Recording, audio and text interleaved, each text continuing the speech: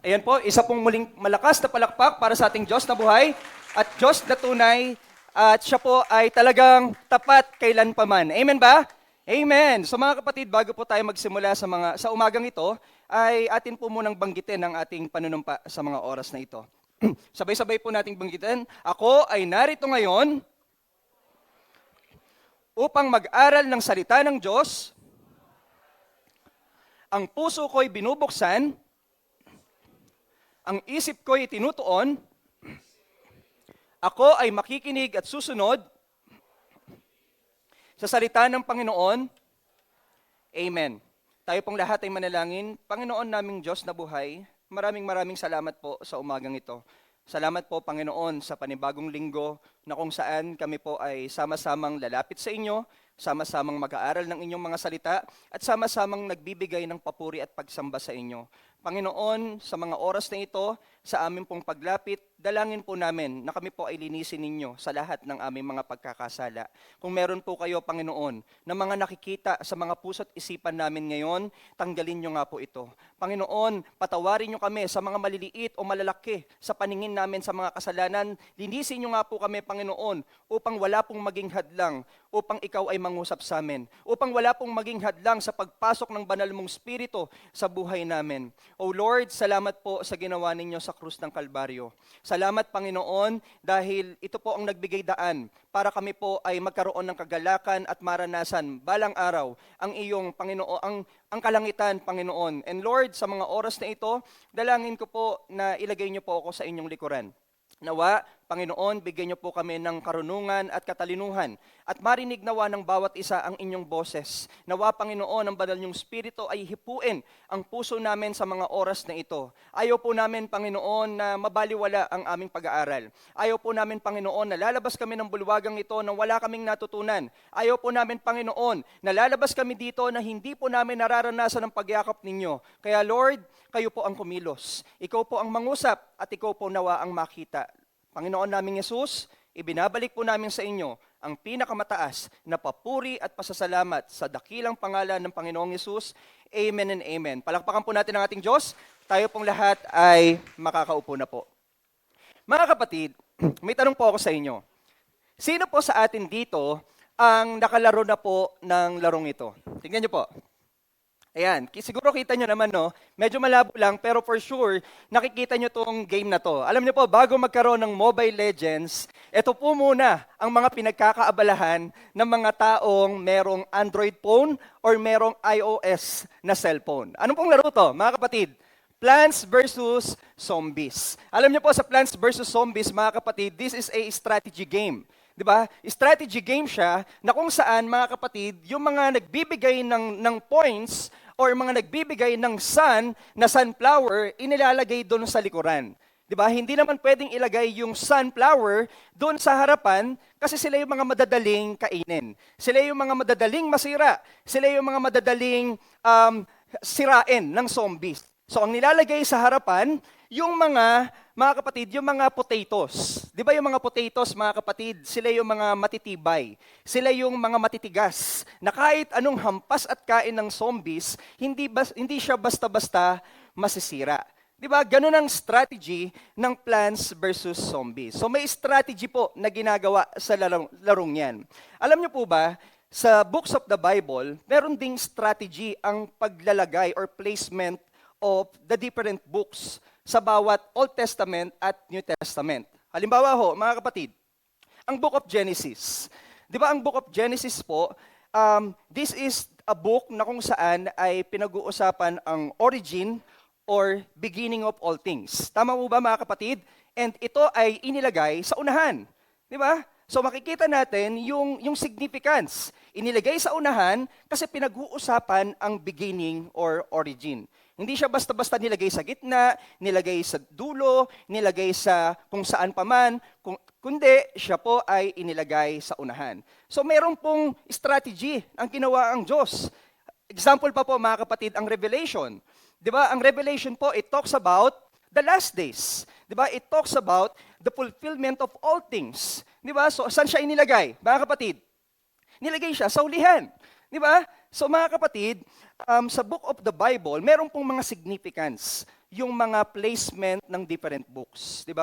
Meron pong mga ibig sabihin kung bakit po siya nilagay doon po sa part na yon ng Bible. And mga kapatid, meron ding isang book of the Bible na the book of Jude na nilagay before the Revelation. Alam niyo po ba yung book of Jude? Sino na po ba dito ang nakapagbasa ng book of Jude? Magsabi nga na amen. O, ilang chapter po ang book of Jude? Isa lang. Di ba? Ang book of Jude is only one chapter. Pero siya po ay inilagay next to the book of Revelation. Inilagay ito ng Holy Spirit doon because, mga kapatid, it signify the importance na sa panahon natin ngayon, kailangan natin siya. Bakit? Bakit sa panahon natin ngayon, kailangan natin ang Book of Jude? Bakit kailangan natin siyang basahin? Because right now, we are living near the end of the church age. We are living near the last days. Di ba sa panahon natin ngayon, naniniwala tayo, our Lord Jesus Christ will come very soon. Tama ho ba mga kapatid? Sino dito ang naniniwala na balang araw, darating muli ang ating Diyos? Magsabi nga ng amen. Amen. Darating muli ang ating Diyos. And we believe it's coming very near. Di ba? Sa panahon natin ngayon na malapit nang dumating ang ating Panginoon, napakarami na pong deception. Napakarami na pong backsliding. Napakarami na pong mga bagay na nangyayari na sa tingin natin is one of the signs ng pagdating ng ating Diyos. And mga kapatid, in the book of Jude, it suggests us sa mga bagay na dapat nating matutunan about the warnings, di ba, in these last days. And as we await doon sa pagdating ng ating Panginoon, mga kapatid, kailangan nating aralin yung mga bagay na sa tingin natin magbibigay sa atin ng encouragement. And we can find here in the book of Jude. So bago tayo magsimula, banggitin ko po muna yung central tema ng one chapter ng book of Jude na to. Alam niyo po, ang book of Jude, umiikot siya sa tema ng being kept or preserved. Ibig sabihin, ikaw ay iniingatan, pinipreserve ka. Dito sa book of Jude na to, pinag-uusapan that we Christians, those who are faithful, those who are really following the Lord, those who are really obeying the Lord, those who are doing the right things and applying the Word of God, they are being kept and preserved. Pakitignan nga yung katabi mo. Tignan mo nga kung yung katabi mo ay talagang really obeying the Lord. Pakitignan niya. Ayan, nakangiti. So, ibig sabihin, we here, mga kapatid, ay truly a follower of the Lord. Alam niyo po, si Jude, mga kapatid, may ginamit po siya ditong Greek words na ang ibig sabihin ay tereo at pulaso. Pag pinagsama po natin ang tereo at pulaso, in these days, kailangan daw po natin ganito: to watch, guard, to keep, or preserve. Kailangan nating to watch. We need to see. Diba? To keep, to guard, or to preserve.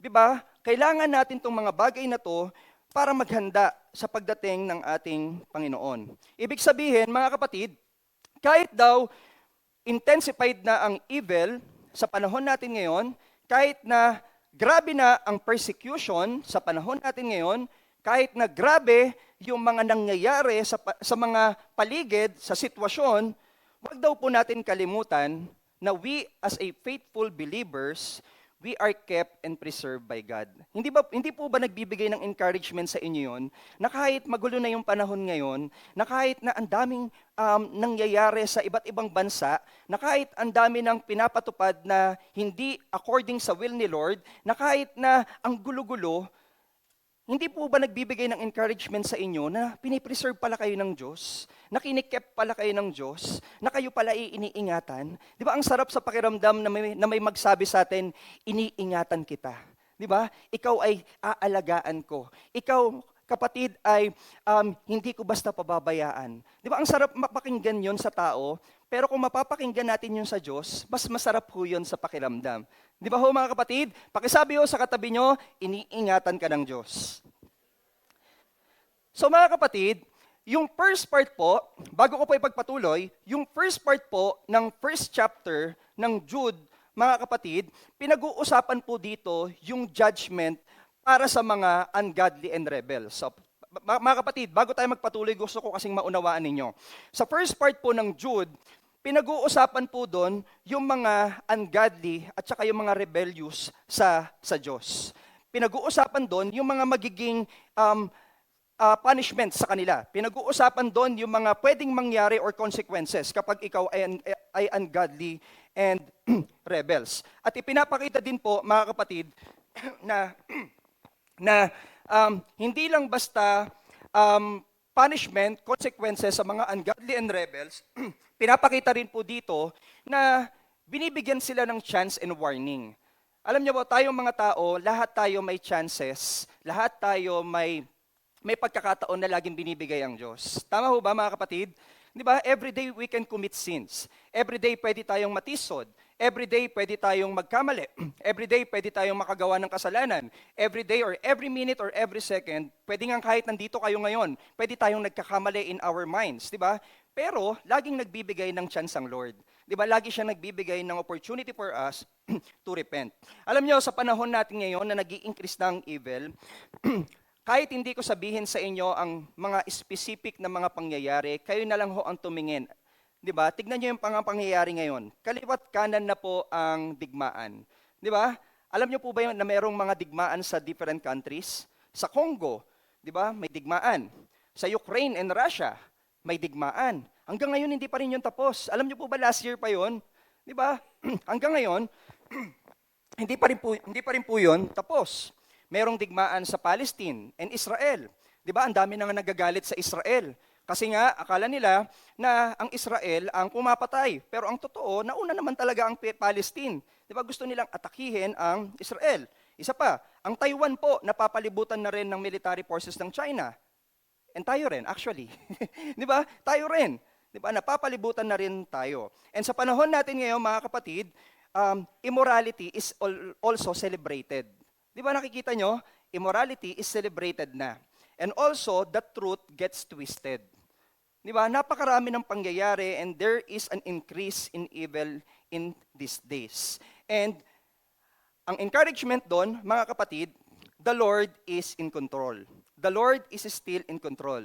The Lord preserved us and the Lord kept us. And yon ay makikita natin din, mga kapatid, na sa verses 17 to 25 ng Jude chapter 1. So mga kapatid, ang title po natin ngayong umaga, Pastor, nag-i-intro ka pa lang pala. Ang title natin ngayong umaga is spoiler alert, happy ending for faithful believers. So we have happy ending. All of us have happy ending. Kailangan nating maging faithful sa harapan ng Diyos. Basahin po natin ang Jude chapter 1 verses 17 to 25. But you, my dear friends, must remember what the apostles of our Lord Jesus Christ predicted. They told you that in the last times or in the last days, there would be scoffers, whose purpose in life is to satisfy their ungodly desires.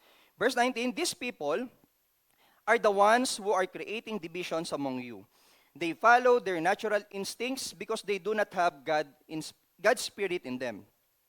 Verse 20, but you, dear friends, must build each other up in your most holy faith. Pray in the power of the Holy Spirit. And await the mercy of our Lord Jesus Christ, who will bring you eternal life. In this way, you will keep yourselves safe in God's love. Verse 22, and you must show mercy to those whose faith is wavering.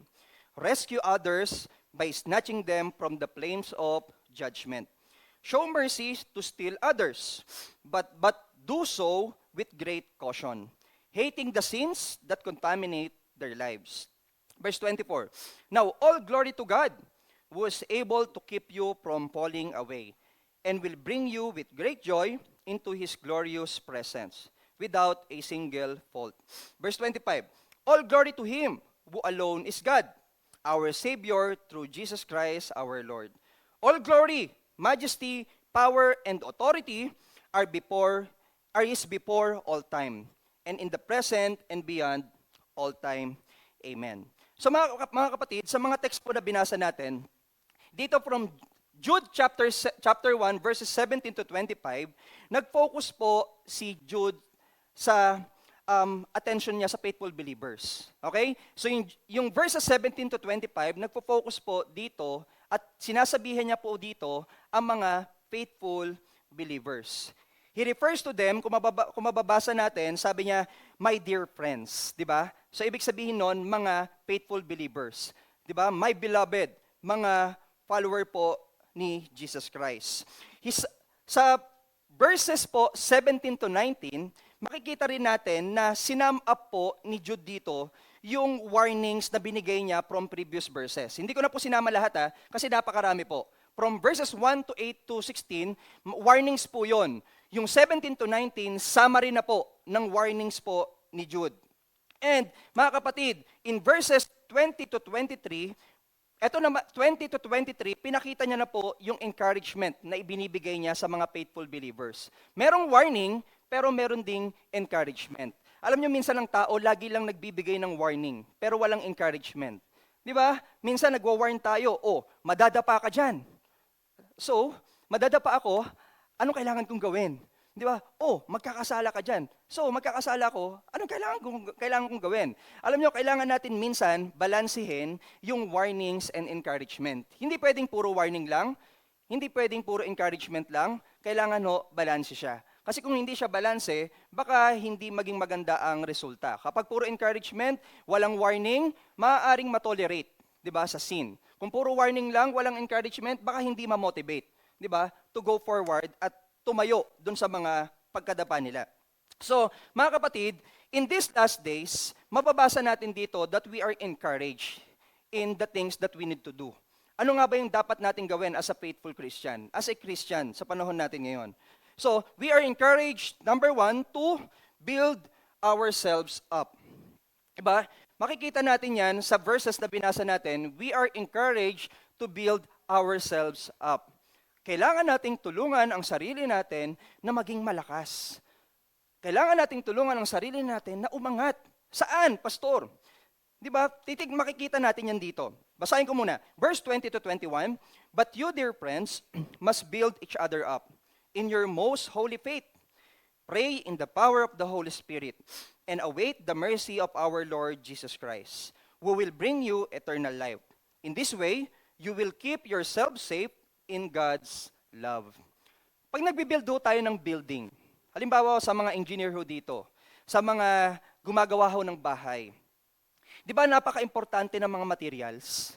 Di ba? Importante ng mga materials. Halimbawa semento. Magtatayo ka ng isang malaking bahay na matigas, hindi pwedeng wala kang semento. Although sa panahon natin ngayon, marami na pong nauuso ng iba't ibang paraan ng pagtatayo ng building. Pwedeng container lang, pinagpatong-patong. Pero mas matibay pa rin talaga kapag semento, kapag bato. Di ba? So, mga kapatid, napakarami pong materials to be used kapag nagtatayo tayo ng isang building. Alam nyo, kapag tayo rin bilang isang Kristiyano, kapag pinapalakas natin ang sarili natin, kapag inaangat natin ang sarili natin, may mga materials din tayong kailangan na binanggit dito ni Jude. Ano ba yun, yung mga yon? In these last days, these are the tools that we need. In these last days, these are the tools that we need to build up, mga kapatid. Number 1 is holy faith. In verse 20c, mababasa natin doon, mga kapatid, nakalagay doon, but you, dear friends, must build each other up in your most holy faith. May tanong po ako sa inyo, mga kapatid. Kung i-rate natin ang faith natin kay Lord sa panahon natin ngayon, from 1 to 10, what is your rate in your faith to God? Huwag nyo nang sagutin. Huwag nyo na rin sabihin sa katabi mo, kapatid, ako 7. Ako kapatid, 5. Huwag mo na sagutin. Siguro, magkaroon tayo ng reflection. Kung tatanungin ko ang faith nyo kay Lord from 1 to 10, what is your faith, your rate sa faith nyo ngayon? Siguro, ang ilan sa atin dito, 10, 5, and so on. Kung naging honest tayo dun sa rate ng faith natin, it's okay. Pwede natin siyang i-develop. Pwede natin siyang i-build up sa tulong po ng ating Diyos. Alam niyo po, in the time of uncertainties, ang pinakakailangan natin, walang iba kung hindi ang faith. Di ba? Minsan may mga bagay na hindi mabibigyan ng kasagutan yung problema natin. Minsan may mga taong hindi magiging dahilan para maging daan, para masagot yung mga katanungan natin. Minsan may mga sitwasyon sa buhay mo na darating na hindi magiging kasagutan kung ano man ang meron ka. Alam niyo po kung ano ang magiging kasagutan? Kung ano ang magiging panghahawakan natin sa mga panahon na darating ang different uncertainties? Your faith. Mga kapatid, ang pananampalataya mo sa Diyos. Our faith tells us na sa kabila ng mga kaliwat kanan na atake ng kaaway sa panahon natin ngayon, ang faith natin ang magsasabi, God is in control. Ang faith natin ang magsasabi, God knows what's the best for you. Ang faith natin ang magsasabi na all things works together for good. Di ba? Ang hirap kayang sabihin nun sa sarili natin. Nasasabihin mo, ang dami nang nangyari, tapos sasabihin mo, all things works together for good. Naputulan na ako ng Meralco, all things works together for good. Puro ka ML all things works together for good. Di ba? Puro ka ganyan, all things works together for good. Madali bang sabihin yon? Hindi siya madaling sabihin. But our faith will tells us, mga kapatid, na God knows what's the best for us. Alam niyo po, naniniwala ako na walang Christian na naniniwala pero walang pananampalataya. Kumbaga, naniniwala ka. Alam niyo, naniniwala ako, mga kapatid, na kapag may paniniwala ka, may pananampalataya ka. Amen ba? Hindi pwedeng naniniwala ka pero may doubt ka. Naniniwala ka, mga kapatid, ibigay mo na yung todo mo. Naniniwala ka, nananampalataya ka, itodo mo na sa Diyos. Di ba? Huwag na nating bigyan ng pagdududa. Huwag mo nang bigyan ng ilang percentage ng pagdududa yung isip mo para hindi ka manampalataya sa Diyos. Bakit? Kasi ang pananampalataya po natin, mga kapatid, it is our rock. It is our rock. This is our foundation. Mga kapatid, ang faith natin kay Kristo, this is our foundation as a Christian. Alam niyo kung meron kayong mga bagay na nililay niyo yung faith nyo sa ibang bagay, tapos hindi yun si Kristo, madali ho yung magigiba. Halimbawa, mga kapatid, ganito, mas may faith ka sa asawa mo kaysa sa Diyos. Sabi ng asawa mo, hindi ka na uunlad. Naniwala ka. Mas may faith ka sa kanya. Di ba? Sabi kasi ng asawa ko, hindi na ako unlad eh. So hindi ka na talaga uunlad. Di ba? Pero kung sa Diyos ka nagtitiwala, nananampalataya, kahit nasabihin pa ng ibang tao na wala ka ng pagbabago at hindi ka na uunlad sa buhay mo, uunlad ka. Kasi si Lord yun eh. Di ba? Halimbawa, ganito ulit. Mga kapatid, sino ho dito ang umaalis ng bahay pero nagpe-pray muna kasi may faith sila sa Diyos? Sino ho dito? Magsabi nga ng amen? Amen. Alam nyo, hindi nyo pa man nakikita yung mga pwedeng mangyari sa labas, pero dahil may faith ka kay Lord, si Lord kikilos para protektahan ka. Si Lord kikilos para gabayan ka. Pero kung ikaw sa sarili mo, may faith ka na maliligtas ka at magiging okay ka kahit saan ka pumunta, sa sarili mong kakayanan, pwede kang mag-fail. Di ba? Pwedeng may mangyari sa'yo na mga bagay na hindi mo inaasahan. Pero dahil may faith tayo kay Lord, these are the things that we hope for that we cannot see. Di ba? Di ba yun yung sinabi sa Hebrews? Ano daw ang faith? Ito daw yung mga bagay na hindi natin nakikita pero may pag-asa tayo. Di ba? Dahil siya po ang kumikilos. So mga kapatid, ang faith natin, dapat po, mga kapatid, we need to consider the matter and manner. Ano daw yung matter and manner of our faith? The matter of manner of our faith, ibig sabihin ng matter means who is the object or what is the object of our faith. Saan natin nilalagay yung faith natin? Nilalagay niyo po ba siya sa pera? Nilalagay niyo po ba siya sa bahay?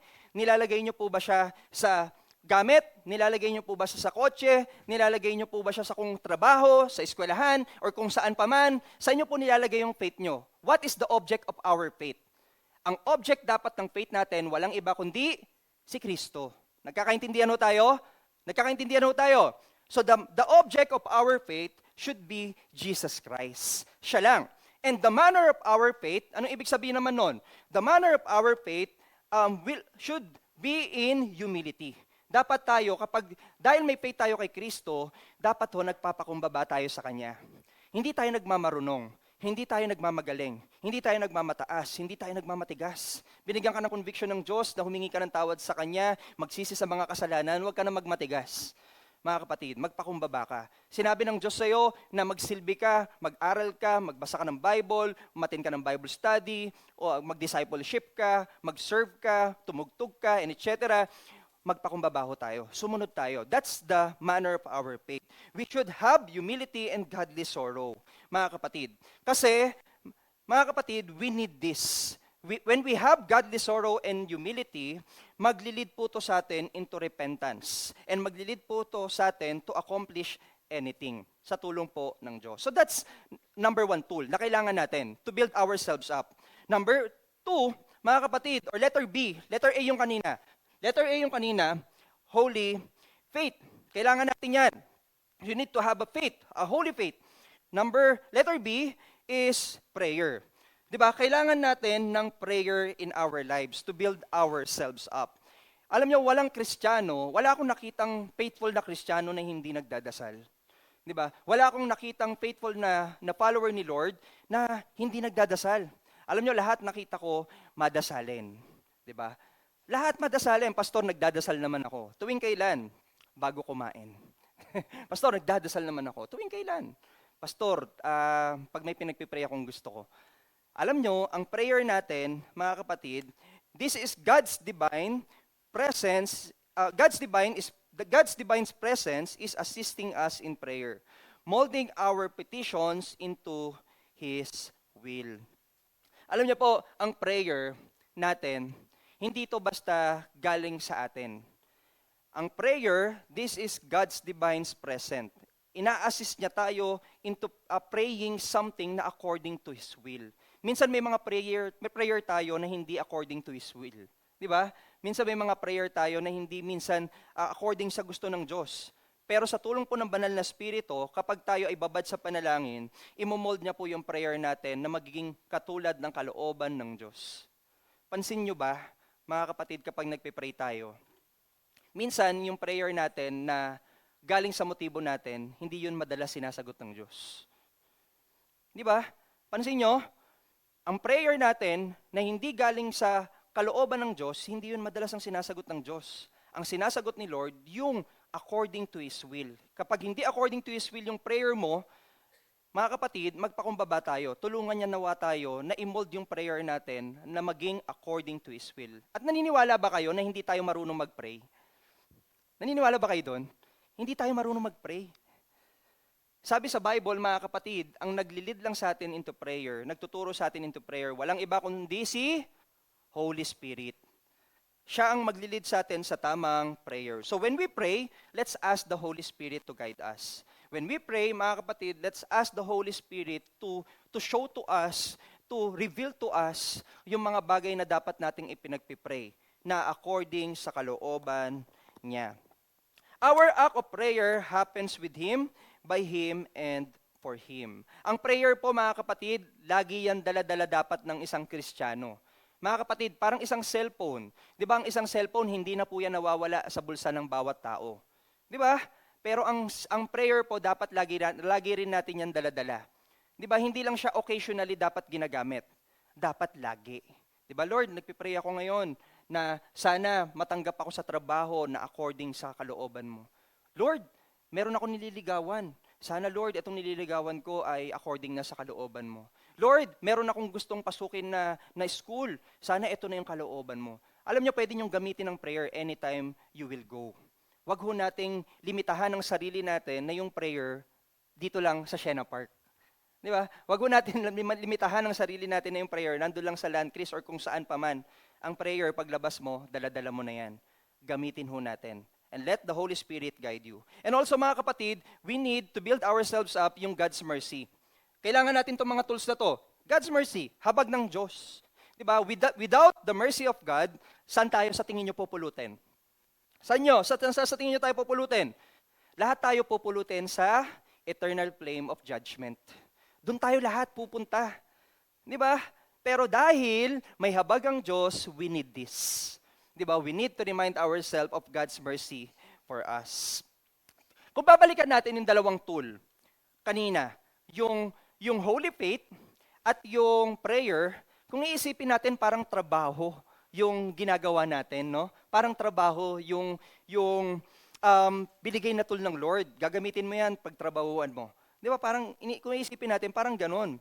Pero alam niyo po ba, itong dalawang tool na ipapakita ko sa inyo, ito po yung dalawang tool na kung saan ay pinapakita po yung compassion ni Lord sa iyo at sa akin. Di ba?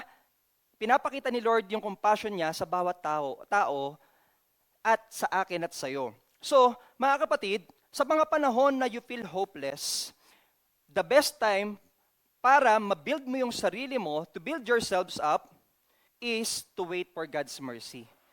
To wait for the mercy of God for you. Kung sa tingin mo, ginawa mo na ang lahat, sa abot ng iyong makakaya, kailangan natin, alam niyo ano mga kapatid?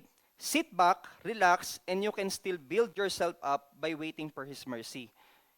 Alam niyo mga kapatid, kung merong mang mercy na kung merong mang the best mercy na magbibigay sa atin, walang iba kundi ang Diyos yun. Alam niyo ang tao, hindi madalas yan nagbibigay ng mercy sa kapwa niya tao. Lalo na kung yung pagbibigyan mo ng mercy, sobrang kulit. Di ba? Lalo na kung yung pagbibigyan mo ng mercy, paulit-ulit. Di ba? Alam niyo, ang dami sa panahon natin ngayon na ang hirap bigyan ng mercy. Di ba? Ang hirap-hirap. Pero, mga kapatid, ang Diyos natin, pwede pong magbigay ng unlimited mercy sa iyo. Pero, huwag natin i-take advantage. Kailangan natin alagaan at kailangan natin, mga kapatid, na unawain. Alam nyo, minsan, akala natin, when we're waiting, walang nangyayari or walang ginagawa. But the truth is, in waiting, mas nabibuild po sa atin ang pagtitiwala sa Diyos. Alam nyo po ba minsan, naniniwala ako, minsan may mga pagkakataon na sa buhay natin, akala natin silent ang Diyos. Di ba? May mga pinagpipray tayo kasi naaapi tayo. May mga pinagpipray tayo kasi sobrang gulo. May mga pinagpipray tayo kasi feeling natin nabubuli tayo, and etc. Tapos parang walang kasagutan, kala natin silent ang Diyos. Mga kapatid, wag ko kayong mag-alala. Ang silent, hindi ibig sabihin God is absent. Ang ibig sabihin lang nun, ng pagiging silent ng Diyos, ang Diyos po natin is working behind the scene. He will show you mercy. Nagkakaintindihan mo tayo? Nagkakaintindihan mo tayo? Magsabi nga po na amen. Gising pa po ba kayo? Amen. Tulog pa po ba kayo? Okay, may nag-amen. So mga kapatid, meron po ako ipapakita sa inyo na isang video. At itong video na to ay persecution po ng mga Christians na naper-persecute po in the other countries. Tingnan niyo po to. 1 minute lang, mabilis lang. अगर ये नहीं है फिर मारना गुनाह है फायदा मारो ना बच्चे इसका बेटा था उसका बेगैर का गुनाह इसका नहीं इस्लाम ही नहीं इजाजत देता सानू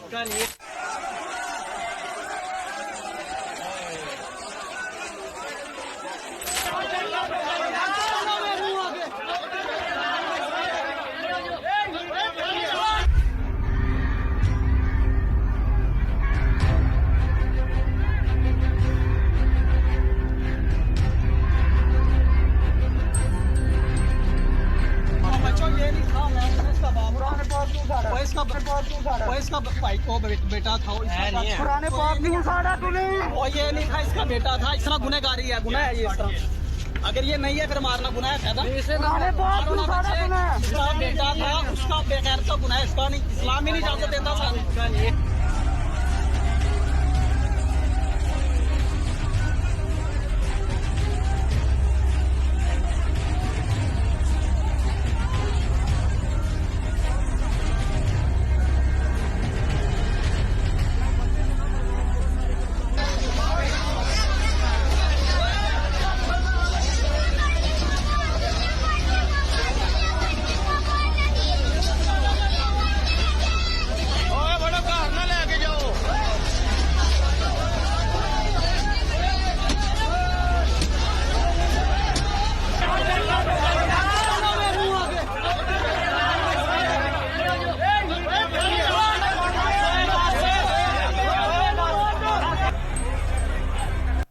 So mga kapatid, yung video po na napanood natin ay meron pong isang pamilya ng mga Kristiyano. At itong mga Kristiyano po was persecuted by the people living in Pakistan. So makikita natin doon mga kapatid na, alam niyo po, yung pinaka-istorya niyan ganito. So meron hong libro ang mga taon doon sa Pakistan na kung saan pinupunit po nila at itinatapat po sa bahay ng mga Kristiyano. At sinasabi nila, at ang mga Kristiyano ang pumupunit doon sa book nila na sa tingin nila ay blasphemy na ginagawa ng mga Kristiyano. Pero hindi naman talaga ginawa ng mga Christians. Alam niyo po, mga kapatid, sa persecution na nangyayari sa mga Christian in Pakistan, it can happen anywhere. It can happen anytime. It can happen sa kahit saan tayo pumunta. Pwedeng dito sa lugar natin sa Pilipinas, pwedeng mangyari ang persecutions. Pero ang tanong, may tanong po ako sa inyo. Kapag dumarating po ang persecution like that, nasan po ang Diyos sa eksenang yun? Kasi alam niyo po, ang balita ko ay yung mga Kristiyanong nandyan, they are faithful believers of Jesus Christ. They are obeying the Lord talaga sa buhay nila. They are obeying talaga kung ano man ang mga nakalagay sa Bible, pero bakit nangyayari yung persecution sa kanila? Nasaan po ang Diyos that time? Diba? Nasaan po ang Panginoon that time? Mga kapatid, I believe God is working behind the scenes. I believe God will show mercy to the Christians, and I believe God will work in miraculous ways. Alam niyo po, hindi dapat tayo mawalan ng pag-asa kapag dumarating man ang mga katulad niyang persecutions. Bakit? Kasi sa gitna ng mga pangyayari na hindi natin naiintindihan at magulo, mga kapatid, God is indeed present. Present pa rin po ang ating Diyos. Ang naniniwala ako na yung mga nangyayari sa panahon na natin ngayon na persecutions like that, hindi po nagkamali ang Diyos for allowing these things to happen. Hindi natin nauunawaan. Naniniwala ako, hindi natin lahat nauunawaan ng lubusan sa ngayon. Pero sabi sa Romans chapter 8 verse 28, all things works together for good, mga kapatid, for those who love Him. God is still on His throne holding our future. Sa lupa, pwede tayo makaranas sa mga temporary circumstances na hindi natin gusto, pero mga kapatid, sana maging goal ng bawat isa, yung eternity na pwedeng ibigay sa iyo ng Diyos balang araw. Sana maging goal natin na may ibibigay na mercy ang Diyos na sa kalangitan, wala na tayong hirap na mararanasan. Wala na tayong persecution na pwedeng kaharapin pa. Alam nyo, kaya inutusan tayong ng Diyos sa panahon natin ngayon na pagtibayin ang ating pananampalataya. Para maging handa tayo sa mga bagay na hindi natin maiiwasang mangyari. Alam nyo, hindi lang basta tayo dapat nakikinig. Dapat ito ay ina-apply at inahanda natin ang sarili natin. Sabi nga sa verse 21, await the mercy of our Lord Jesus Christ, who will bring you eternal life. Hindi pang eternal yung mga mararanasin nating paghihirap dito sa mundo. We are looking forward dun sa eternal life na pwedeng ibigay ng Diyos sa iyo at sa akin. So kapatid, ang tanong ko sa inyo, paano kayo naghahanda bilang isang Kristiyano? How do you build yourselves up by the mercy of God? How? Pastor, umaattend na ako tuwing Sunday ng church. Hindi na ako na late. Praise God, di ba? May na-late po ba dito? Late din ako last time eh. Di ba? So, mga kapatid, build yourselves up. Maging handa ho tayo. God is coming to show us His abundant mercy. Christians who are living right or faithful are not afraid of Christ's second coming. May natatakot ho ba dito sa pagdating ng Diyos? Kung natatakot ka, kapatid, tanungin mo na yung sarili mo, totoo bang may Diyos ka sa puso mo? Kung natatakot ka, kapatid, tanggapin mo si Kristo at magsisi ka sa mga kasalanan mo. Kasi kung may pagdududa ka at natatakot ka, baka natatakot kang hindi ka masama. Di ba? Baka natatakot ka na baka biglang mawala yung mga katabi mo, tapos kinuha na pala ng Diyos na iwan ka. Tanggapin mo si Jesus. Maghanda ho tayo. Darating ang time na makakasama natin siya. For the righteous believers, waiting for God's mercy also means looking forward to the coming of Jesus Christ. Diba? We are looking forward for His second coming. They gain encouragement and joy as they eagerly await for His return. Diba? We are eagerly wait for His return. And of course, mga kapatid, another tool is God's love. Meron pong another tool na kailangan natin malaman na dapat nating tandaan palagi is yung God's love, yung pagmamahal ng Diyos sa'yo. Alam niyo po, the secret of all blessedness is to live in the love of God. Ang sikreto po ng pagpapalang buhay, wala man minsan tayong material na bagay, pero kapag may pagmamahal ka ng Diyos na nararanasan mo at nauunawaan mo, mapalad ka na. Sino dito ang mapalad dahil mahal sila ng Diyos? Amen. Parang ang hina ng boses ng iba. Di ba? Amen. Mapalad tayo dahil mahal tayo ng Diyos. Alam niyo, maraming tao ngayon ang hindi naman mayaman o namumuhay ng marangya, but they are still blessed. And I witness many people na wala mang material na bagay, pero blessed pa rin sila. Dahil mahal sila ng Diyos. At dahil nasa sentro sila ng pagmamahal ng Diyos. Kumbaga, kahit na may pagsubok sila, mapalad pa rin sila dahil may Diyos pa rin sila. Kumbaga, kahit na hindi nila alam kung saan pupunta ang future nila, mapalad pa rin sila dahil may Diyos sila na handang gumabay sa patutunguhan nila. Alam niyo po, God's love is like our fuel. Ang pagmamahal po ng Diyos para tong gasolina natin. Mas lalo tayong gaganahang tumakbo, 'di ba? Parang sa isang sasakyan, the more na marami kang gasolina, mas malayo 'yung napupuntahan mo. Kapag the more na mas maraming pagmamahal ng Diyos ang nauunawaan mo sa buhay mo, mas nabibuild up ka. 'Di ba? Mas lumalakas tayo. Mas marami tayong pwedeng magawa. Mas marami tayong pwedeng ma-achieve. Mas marami tayong pwedeng makita na hindi naman nakikita ng lahat. So, mga kapatid, when we are living in God's love, we see ourselves in the eyes of God. Ano ibig sabihin nun? Pakitignan nga po ulit ang katabi nyo. Mga kapatid, tignan nyo ulit ang katabi nyo. May tatanong ako sana maging honest kayo. Sa sarili nyo na lang. Baka kasi talagang sabihin nyo. Ito may tanong ako. Pakitignan nyo ang katabi nyo. How do you see the person beside you? Pastor, yung maskara ang kapal. Pastor, yung lipstick pulang-pula. Pastor, ang gwapo. Pastor, talagang bagong gising. Pastor, nakapikit. How do you see the person besides you? Di ba? Di ba? Marami tayong pwedeng maging perception sa katabi natin. Marami tayong pwedeng makita sa katabi natin. Marami tayong pwedeng maging maisip sa katabi natin. Pero alam niyo po ba, mga kapatid, when God looks at you, He sees someone who's precious and loved. Amen? When God looks at you in the eyes, ang tingin sa iyo ng Diyos, precious and love. Hindi man tayo ganun ka-precious sa ibang tao, hindi man tayo ganun ka-lovable sa ibang tao, you are loved and precious in the eyes of God. At ang sarap sa pakiramdam nun. Di ba? Ang daming beses ka nang nadapa, precious and love ka pa rin. Ang daming beses mo na nagkasala, precious and love ka pa rin. Di ba? Mga kapatid, we need to think of it. And we need to cover ourselves with God's love. Alam niyo po ba, simula nung naging tatay ako, halata naman, simula ho nung naging tatay ako, mas lalo ko pong naunawaan ng pag-ibig ng magulang sa anak. Diba?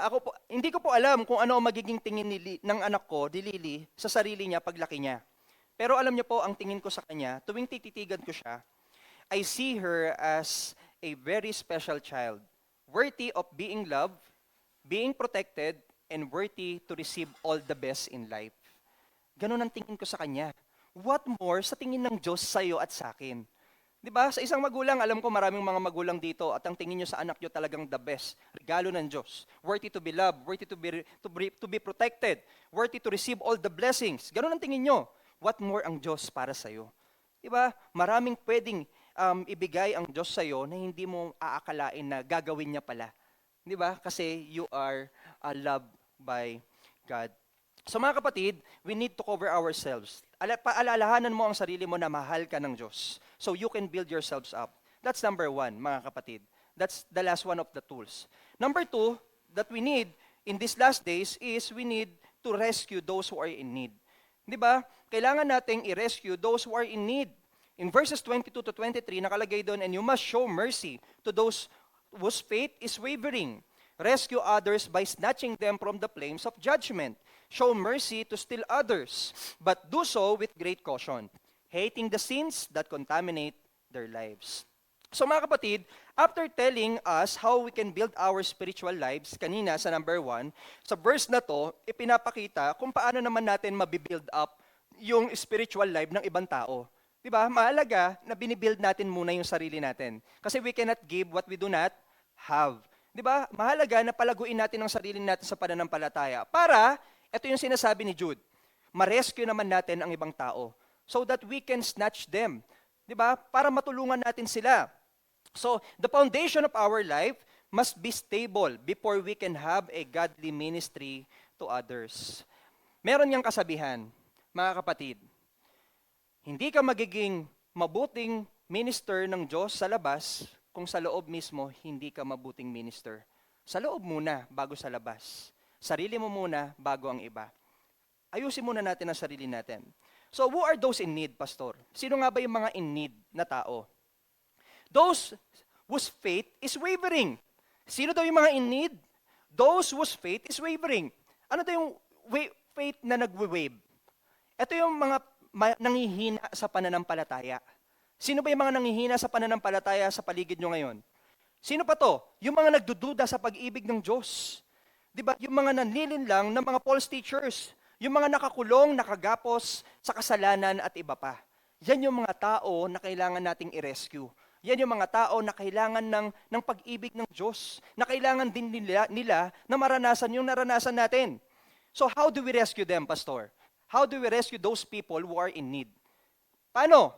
Number one, since God shows you mercy, shows you compassion, kailangan din nating, letter A, show them also compassion. Alam niyo, ang Diyos natin is a great example. Ang Diyos natin is a great role model.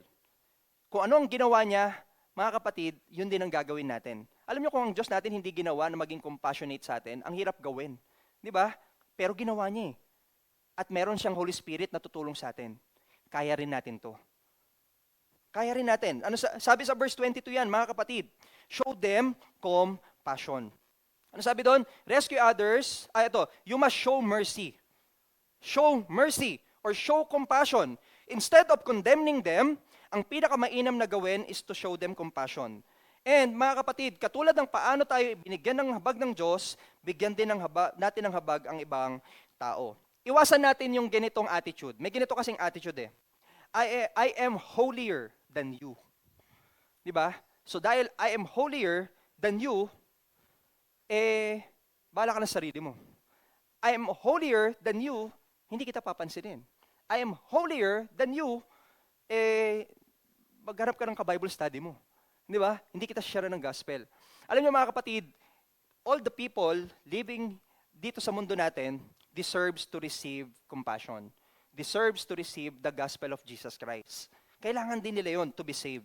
Look at those people katulad ng kung paano sila tinignan ng Diyos. Di ba binigyan ng Diyos ng habag, binigyan ng Diyos ng compassion? Sino yung mga binigyan ng Diyos ng compassion? Mga kapatid, naalala niyo po ba si Thomas? Si Thomas, nagduda yan sa Diyos. Di ba? Nung si Jesus Christ po ay na-resurrect, nakipagkita po siya sa mga disciples niya. Hindi naniniwala si Thomas. Di ba? Kaya nga tawag sa kanya, the doubting Thomas. Di ba? Hindi siya naniwala. Pero ano ang ginawa ng Diyos? Nahabag po siya. Nagbigay siya ng compassion. Di ba? Kinausap niya pa rin. Minahal niya pa rin. Actually, lahat ng mga disciple ni Jesus, lahat ng mga characters from the Bible, He shows compassion to them. At dahil naunawaan ng mga characters from the Bible the compassion of God, they accepted the Lord Jesus Christ. They are saved, mga kapatid, dahil sa ating Panginoon. Jude first encouraged us to reach out tenderly to the confused and weak. We are to strengthen the weak after we have strengthened ourselves. Let's help yung mga taong nangangailangan ng Panginoon. And also, mga kapatid, share the gospel.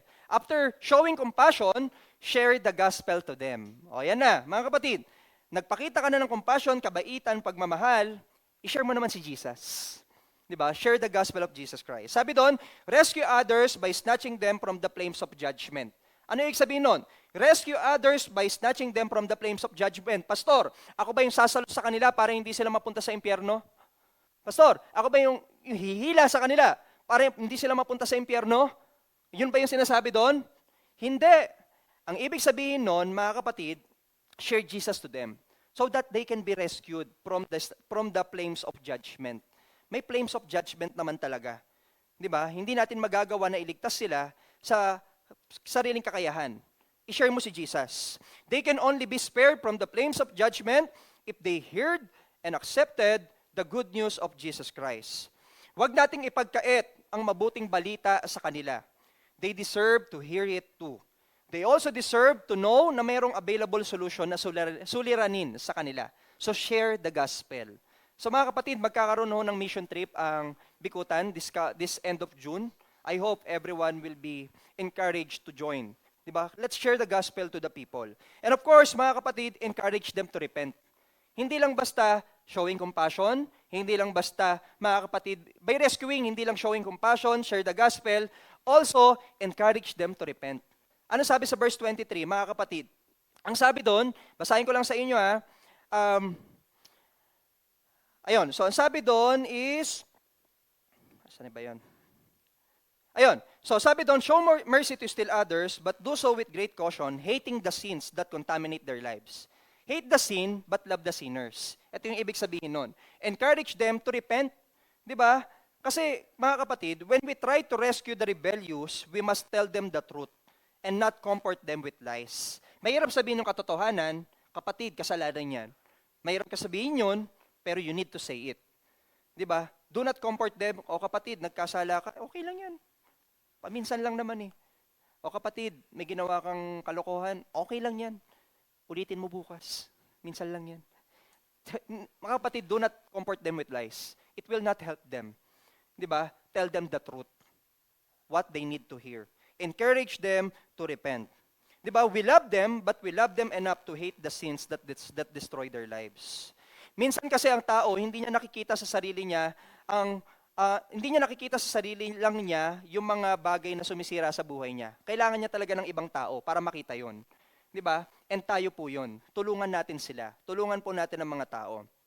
Madalas magpapadala po ang Diyos ng ibang tao na magbubukas ng mata mo at ipapakita sa iyo ang mga bagay o kasalanan na dapat nating iwanan at bitawan at isuko sa Diyos. Di ba? Halimbawa lang ang isang taong mahilig magsinungaling. Huwag kayong tumingin sa katabi nyo. Di ba? Halimbawa lang ang isang taong mahilig magsinungaling. Mga kapatid, paano nyo sila i-encourage to repent sa paulit-ulit na pagsisinungaling? Paano? Sasabihin nyo ba, okay lang yan, it's a tie. Parehas lang tayo. Sasabihin nyo bang ganon? Mga kapatid, sabihin natin yung katotohanan, na sin, ang pagsisinungaling ay isa ring kasalanan. Ang pagsisinungaling kailangan ding baguhin. Ang pagsisinungaling kailangan ding ayusin. Sa mga ganong sitwasyon, alam niyo po, kapag tayo ay may mga bagay na hindi natin kayang bitawan, na kasalanan, etc., kailangan natin ng ibang tao. Especially yung mga pwedeng mag-counsel sa atin. Especially yung mga pwedeng mag-pray sa atin. Especially yung mga pwedeng mag-encourage sa atin to live our old lifestyle and live a new life in Christ. So if there are persons na tumutulong sa inyo, nagre-rebuke and nagko-correct, pasalamatan nyo sila. Di ba? Huwag tayong magalit. Madalas nagagalit pa tayo sa mga taong nagko-correct sa atin. Di ba? Pakialamero ka. Nasabihin nyo pa. Di ba? Sasabihin pa natin, pakialamero ka. Buhay ko to. Buhay mo yan. Di ba? Tinutulungan lang tayo. Ayaw niya tayo mapahamak. Pasalamatan ho natin sila. Kasi they are rescuing us. And also mga kapatid, in these last days, give the glory to God. Di ba? In everything, kanina, when we are building ourselves up, kapag tayo ay umangat sa pananampalataya natin sa Diyos, give the glory to God.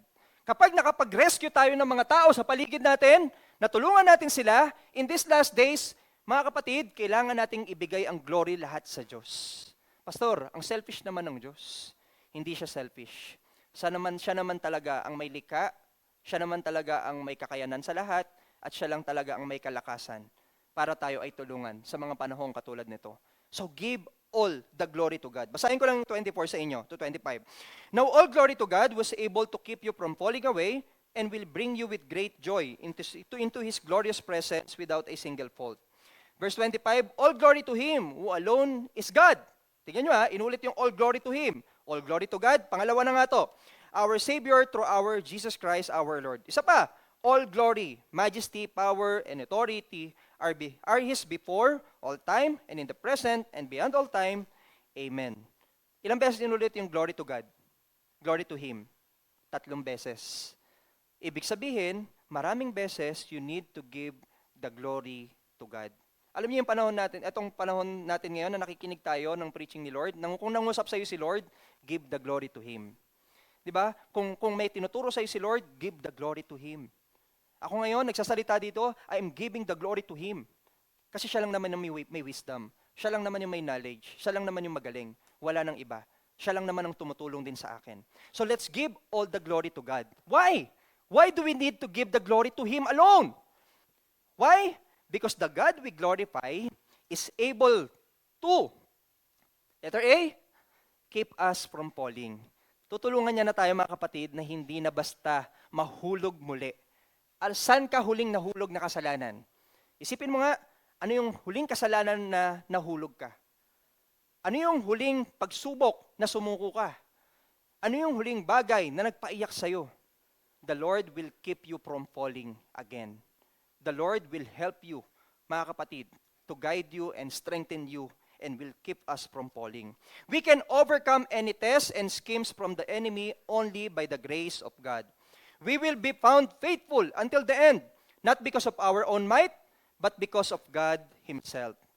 Diba? It's because of God Himself. It's not because of us. He is the one who is able to keep us from falling.